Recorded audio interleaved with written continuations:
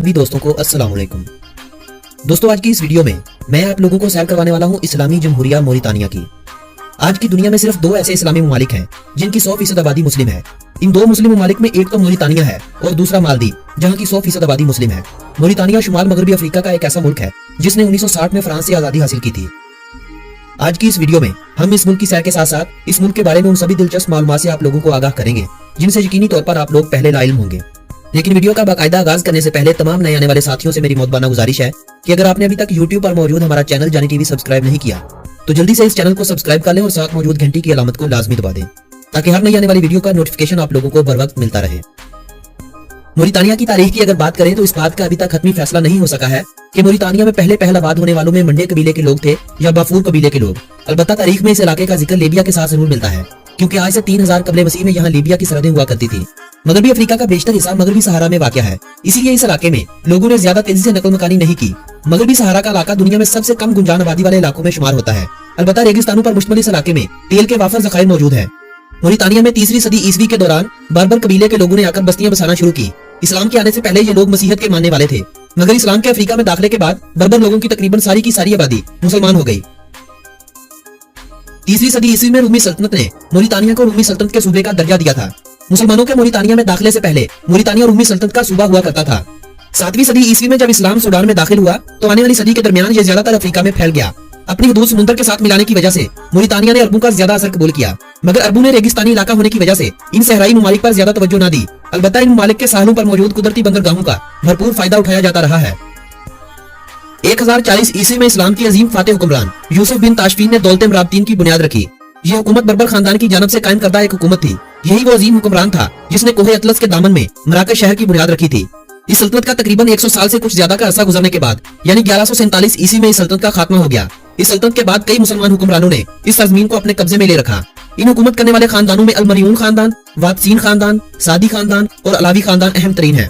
19वीं सदी के आखिर में जब बेशतर अफ्रीकी ममालिक पर यूरोपीय नौआबादियां कायम हो रही थी तो मोरितानिया और शुमाली अफ्रीका के कई ममालिक उनकी नजरों से ओझल रहे, यानी इन इलाकों पर किसी भी मुल्क ने सही तरह से हुकूमत करने की कोशिश नहीं की। तो फ्रांस ने मोरितानिया और साथ के कुछ ममालिक को अपनी तहवील में लेते हुए फ्रांसीसी कॉलोनियां कायम की। मोरितानिया की सरजमीन पर फ्रांसीसी हुकूमत की जानब से 1904 ईस्वी में कब्जा किया गया और इसे फ्रांसीसी मगरबी अफ्रीका में शामिल कर दिया गया।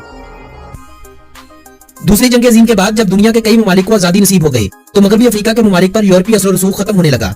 1958 ईस्वी में नई बनने वाली फ्रांसीसी हुकूमत ने अपने तमाम मकबूजा इलाकों को आजादी देने के लिए इन इलाकों में रेफरेंडम करवाने का फैसला किया। अक्टूबर 1958 में मोरितानिया की अवाम ने आजादी के हक में वोट देते हुए अपनी आजादी का फैसला किया।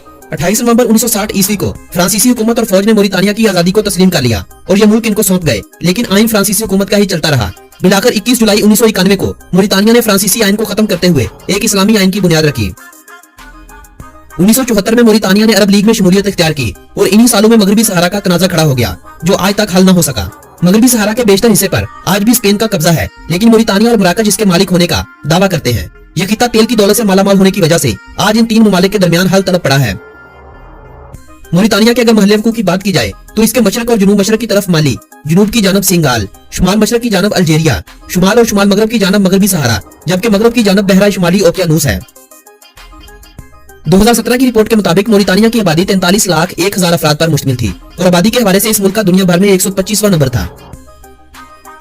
मोरितानिया के बारे में मैं आप लोगों को यह बात पहले ही बता चुका हूँ कि यह एक मुस्लिम मुल्क है, लेकिन अगर आप मोरितानिया में जाएं और आपको वहाँ कोई मसीही बरादरी से ताल्लुक रखने वाला नजर आ जाए तो परेशान न होना, क्योंकि मोरितानिया में 4500 के करीब मसीही आबादी भी है। ये वो आबादी है जो यूरोपीय ममालिक से मोरितानिया की कंपनियों को चलाने के लिए अपना किरदार अदा कर रही है।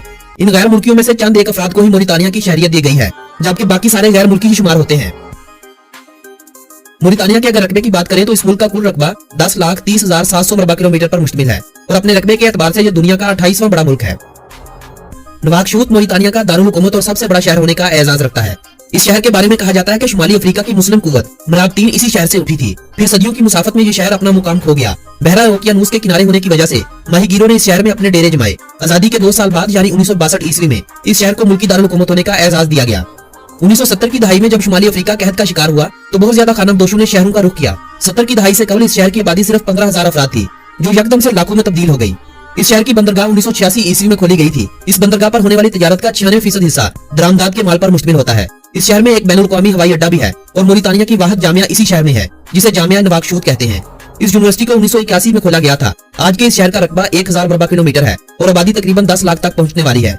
यह शहर इक्तिसादी और मुआशी हवालों से मोरितानिया की रीढ़ की हड्डी की हैसियत रखता है। आजादी के बाद इस मुल्क का ज्यादातर इन्हिसार ज़राअत और माल मवेशियों पर था। ज़राअत के हवाले से इस मुल्क की मशहूर चीजों में खजूर का ही शुमार होता था। 1986 में बंदरगाह के मुकम्मल होने के बाद खजूर बाहर के ममालिक को फरोख्त होने लगी। 2001 में तेल की दरियाफ्त ने इस मुल्क को सुनहरे ख्वाब दिखाए। सुनहरे ख्वाब हकीकत में उस वक्त तब्दील हुए जब चाइना ने मोरितानिया में अपना असर और रसूख कायम किया। तेल की बरामदात में चाइना मोरितानिया का सबसे बड़ा पार्टनर है। तेल के अलावा सोना, लोहा इस मुल्क को चलाने वाली दो बड़ी एशिया है। इस मुल्क की 50% से ज्यादा आबादी ज़राअत के पेशे से वाबस्ता है, मगर मुल्क की आमदनी का 50% से ज्यादा सिर्फ सोने और लोहे की फरोख्त से हासिल किया जाता है। मोरितानिया वक्त के लिहाज से पाकिस्तान से 5 घंटे पीछे है। मोरितानिया पाकिस्तान से 7964 किलोमीटर की दूरी पर वाक़या है। पाकिस्तान से मोरितानिया जाने के लिए आपको किसी भी वीजे की जरूरत नहीं होती, क्योंकि मोरितानिया पाकिस्तानियों को वीजा ऑन अराइवल की सहूलत देता है। पाकिस्तान से मोरितानिया जाने के लिए फ्लाइट रिटर्न टिकट्स 1.5 से 2 लाख के दरमियान मिलेंगे, क्योंकि पाकिस्तान से कोई भी फ्लाइट मोरितानिया नहीं जाती, बल्कि इसे दुबई के एयरपोर्ट का इस्तेमाल करना पड़ता है। लेकिन अगर कोई अरब ममालिक से पाकिस्तानी पासपोर्ट पर इस मुल्क का सफर करना चाहे तो 50 से 60 हजार में रिटर्न टिकट हासिल कर सकता है। मोरितानिया की 100% आबादी सुन्नी मुस्लिम है। ये लोग उन ममालिक और उन ममालिक के लोगों को नफरत की निगाह से देखते हैं जिन ममालिक ने किसी न किसी मुस्लिम मुल्क को अजियत में डाल रखा है। इसीलिए अमेरिका और यूरोप के कई ममालिक ने अपने शहरियों को मोरितानिया में जाने से मना कर रखा है। लेकिन अगर आप मुस्लिम हैं और आप मोरितानिया में जाना चाहते हैं तो बिना किसी खौफ के जितने दिन मर्जी क्याम कर सकते हैं। मोरितानिया की अभी तक सिर्फ 50% शहरी आबादी को बिजली की सहूलत मैसर है, जबकि सिर्फ 3% देही आबादी को अभी तक बिजली नसीब हुई है। ये जो बिजली इस वक्त मिल रही है वो 76% थर्मल पावर से तैयार होती है, जबकि बाकी 24% माली से हासिल की जाती है। अलबत्ता अब दुबई की जानब से एक मंसूबे पर काम जारी है, जिसके मुकम्मल होने के बाद सोलर पैनल की मदद से 17 मेगावाट बिजली पैदा की जाएगी, जो कमोबेश 39,000 घरों को नसीब होगी। इसके अलावा हुकूमत खुद बिजली के काफी मंसूबों पर काम कर रही है। मोरितानिया में जितने भी अखबार प्रिंट होते हैं सबके सब 1976 में कायम होने वाले छापाखाने में होते हैं। सिर्फ एक ही छापाखाना और मुल्की हालात बेहतर न होने की वजह से अब काफी अखबार बंद हो चुके हैं, जबकि कई अखबार प्रिंट तो होते हैं मगर कई बार तो 2-2 हफ्ते की छुट्टी हो जाती है।